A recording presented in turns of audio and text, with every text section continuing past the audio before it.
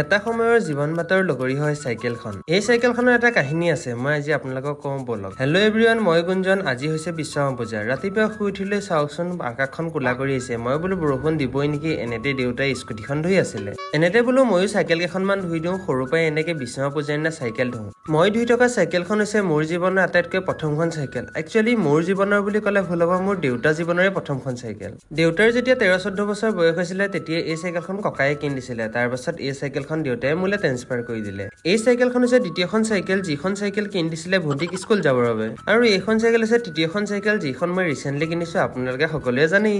আগতে যেতিয়া সৰু হৈছিলো, এইটো দিনতে এনেকে চাইকেল পাতি ধুই লৈ মেলি মালা চালা লগাই মেলি একদম স্কুললৈ ধুনীয়াকে যাওঁ। জানি নহওক সেই সময়ত লাগিলে মোৰ হাতত পুৰণি চাইকেলখনে আছিলে, কিন্তু সেই চাইকেলখনো মোৰ কাৰণে যথেষ্ট আপোন আছিলে। প্ৰায় 10-11 বছৰ মই সেই চাইকেলখনকে চলাইছো। প্ৰায় ৰিচেণ্টলিহে এইখন চাইকেল আকৌ কিনা হৈছে। আগতে মোৰ লগৰবোৰে বৰ ধুনীয়া ধুনীয়া চাইকেল কিনে, দামী দামী। এনেকুৱা যিখন মই কিনিছো তেনেকুৱা চাইকেল সিহঁতে তেতিয়াই কিনে আৰু মোক চুবলৈও নিদিয়ে। তথাপিও এদিয়াখন মই কিনিলো বাৰু। তাৰপিছত খুৰাহঁতৰ ঘৰত পূজা তেনেকে খাই লৈ সমাপ্ত কৰিলো।